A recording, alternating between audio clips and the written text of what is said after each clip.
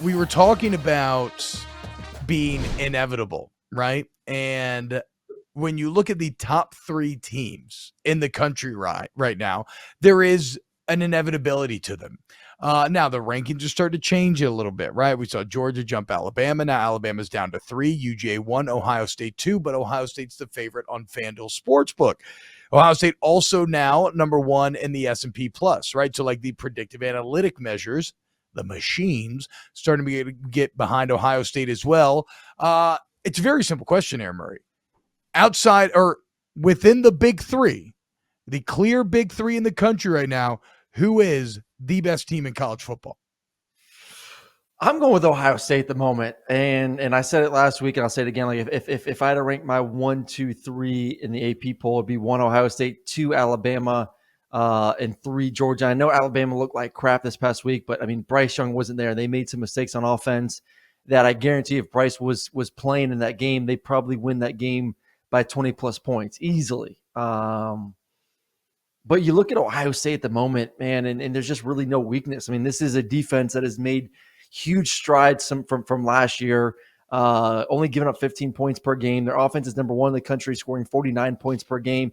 And that's without their best receiver, Jackson Smith and Jigba, who's been banged up for the majority of the season, really hasn't seen the field that much. You know, when he's back healthy, this offense may take it to an even bigger level, which is just crazy to think about. So when you look at offense, defense, and trying to find a weakness for Ohio State at the moment, it's hard for me to pick one out. And they haven't hit the meat of their schedule yet, and there's still going to be a lot for them to do. You know, Penn State, Michigan, we'll see how they look there. But yeah, right now, if I had to pick my top team based on, you know, where can I find to pick some holes, I don't think Ohio State has a lot of holes. Alabama still has some issues. You know, they, once again, a lot of penalties. Yeah. We saw it versus Texas. We saw it this past weekend. Their DBs have been suspect at times this year. Their offense and receivers are still a question mark. So there's questions with Alabama. Georgia, questions with their receivers as well. Like, we haven't really seen guys that are explosive, guys that can make someone miss, someone that can take a top off a defense consistently. The defensive lines had trouble getting after the quarterback without Jalen Carter in the lineup. So, you know, Georgia's been a little bit banged up, just like Alabama. When you get Jalen back, you get A.D. Mitchell back, I think you may see a better football team. But right now, Ohio State's playing great football without their star players, where Georgia and Alabama are playing not great football without their star players. So that just tells me like they are a level above. They're finding ways to continue to excel even without Jackson Smith and Jigba in the lineup. So I like Ohio State, man. I think they are just on a different level right now. But I think one thing we did learn this weekend, and what we've learned over the past couple weekends, none of these teams are invisible like we thought they were. You know, after week 1, what were we saying? Like, hey, no one's going to touch Georgia. No one's going to touch Alabama. No one's going to touch Ohio State. I think every single one of those teams right now could slip up at some point this season. It starts this weekend, like Tennessee at home versus Alabama. We'll break it down later in the week, but I really like Tennessee. I mean, Tennessee could beat Georgia. They could beat Alabama. Like, none of these teams are invisible. Yeah, I mean, it's a bit odd. There does seem to be a bit more blood in the water than there has in other years. Outside of Tennessee, I still find a bit of trouble maybe thinking who really threatens them. And that's just because Tennessee, especially when it comes to Georgia and Alabama, seems perfectly lined up to kind of take advantage where they're threatening a ball, right? Where they're vulnerable. Threatenable is not a word. Where they're vulnerable. So like, obviously, Alabama's, like you said, their secondary, and even Georgia, like Georgia's analytics when it comes to pass defense and things like success rate are not near what you would have expected them to be at the beginning of this year. So look, in terms of who is number 1, there's no doubt that it just has to be Ohio State right now. I would say, okay, so Georgia had the close loss against Mizzou. Alabama now with A&M, granted no Bryce Young, but still some kind of flaws exposed, even allowing A&M to get all the way down there at the end of the game with an offense that has been putrid was very surprising. And so Ohio State, while they have not really been tested, they have played similar teams relative to themselves, right? Like Michigan State feels like a bit of a Mizzou game for Ohio State. And guess what? Michigan State was their closest game outside of Notre Dame, and it was 49-20. Okay. Like Ohio State has just handled everyone. So I think it's Ohio State. I still, outside of Tennessee, I don't know, man. I still think it's going to be like the top 3 conversation to me feels a bit boring because I do think these 3 teams are going to be there in the end. And I think it's more of the chaos behind them that is fascinating me right now, which makes college football so much fun and so special right now.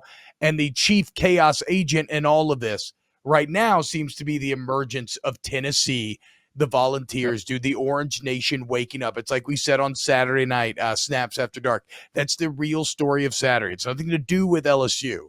It's Tennessee being a top 10 favorite going into an imposing environment and just absolutely dominating wire to wire ahead of this Alabama game, ahead of an eventual Georgia showdown to basically make a statement and say, no, this year is different. And with our all-out aggressive style, we are better positioned to just lean on and overwhelm no matter who you will throw against us. And I can't wait to see what the hell is going to happen in Knoxville this weekend, dude. Well, listen, Tennessee, I think the one big thing, for how bad their pass defense has been this year, ranking, I think, 128th in the country, their rush defense has been great, giving up less than 100 yards per game, right around 89 points per game. And you look at their schedule right now, like they're not really facing any super scary passing attacks. I'd say that. Like Alabama is not the Alabama offense that we've seen for the past 5 years. I mean, they are going to continue to rely on Gibbs running the football and kind of, protect that passing game. So that gives me confidence that you can maybe steal a win versus Alabama this weekend. Kentucky is a team that's struggling both running and throwing the football. I think Georgia, like I said a little bit ago, is struggling throwing the football down the field. And then Missouri, South Carolina, Vanderbilt. So, Tennessee this year for them, honestly, it's not a bad thing with your weakness being your pass defense and your strength being that run defense that's been clogging things up front and absolutely dominated LSU, giving up 50, 60 yards rushing this past weekend. So to me, if you're going to have a weakness in your schedule, and I've joked about you don't want your weakness being at pass defense, but you look at like I said, you look at their schedule and it's not that bad when it comes to teams that are throwing the football right now. So, well, I don't know. Call me crazy. I covered them a few weeks ago, but I'm sipping the Kool-Aid right now. I was with my brother-in-law yesterday. He played baseball at Tennessee, so he was rocking his Tennessee gear, and he's feeling himself right now. He's a little bit cocky, and I got so many family members right now asking me for tickets for that Tennessee game in November. Yeah. It's going to be a big one in Athens, so especially if they win this weekend. Yeah, I mean, I'm sipping the Kool-Aid as well, Aaron, and not of the McKinstry varietal, okay? No, I'm talking about that orange Kool-Aid, delicious flavor. Think about Tennessee's pass defenses too. I think this is a Tennessee team that is improving. Like, I have no doubt in my mind they're gaining in self-belief. The defense is playing better and better. They're understanding rotationally how to attack teams on defense. That all-out attacking style on defense is starting to pay more and more dividends. Like, that's why, like, sure, Jaden Daniels throws for 300 yards, but they were the emptiest damn 300 yards you've ever seen. Like, they may allow you to gain in chunks, but they're counting on creating enough negative plays to make up for it. And, okay, on the improving front, if I were to, let's say that Tennessee and Pitt played again today, Aaron, would that game go to overtime in Pittsburgh? I have no doubt in my mind that it would not. Okay. Sometimes you see this. The Auburn team that won the national championship with Cam Newton had a ton of close calls early on to SEC teams that were not that good. I think it was like Mississippi State might have been really close. Kentucky, I remember that year, they barely escaped. But what did they do? With every win, they gained in confidence. They started to know themselves better, and they got stronger and stronger. That's the rhythm and the bar graph that I'm seeing out of this Tennessee team. So does it sound crazy that I'm not that concerned about a pass defense that's ranked 129th or whatever?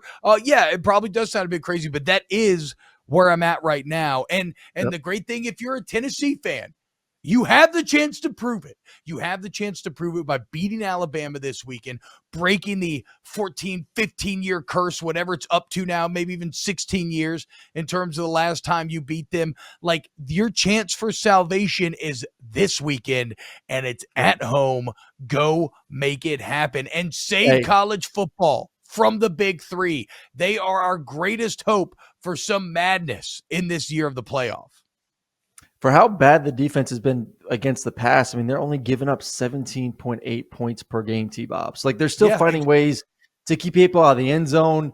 And you talk about empty yards, man, a lot of times that's what it is. Like, I went back and watched the USC versus UCLA tape before our show today, and, or not UCLA versus Utah, excuse me. And Utah was throwing the crap out of the football, man. I mean, just boom, boom, boom, boom, boom, boom, boom. Then they scored 25 points. They lost the game big. Yeah. UCLA found ways to get stops in the red zone. They found ways to get an interception in the red zone in the first half. Like, Tennessee's finding ways to keep people out of the end zone. So, yes, why it sucks to give up a ton of passing yards in an era where teams love to throw the football, if you can find a way to keep them in the end zone, it doesn't really matter. So, they're finding ways to win. You brought it up, too. I love their aggressive with Banks as their DC. They're going to blitz you, number 4 in the SEC with sacks right now. It's a good football team. And that place is going to be rocking this weekend. I just wish my dumbass would have put some money on it before it jumped down to 7, because it was like 10.5, I think, on Saturday. And I think now it's like 7.5. So missed out.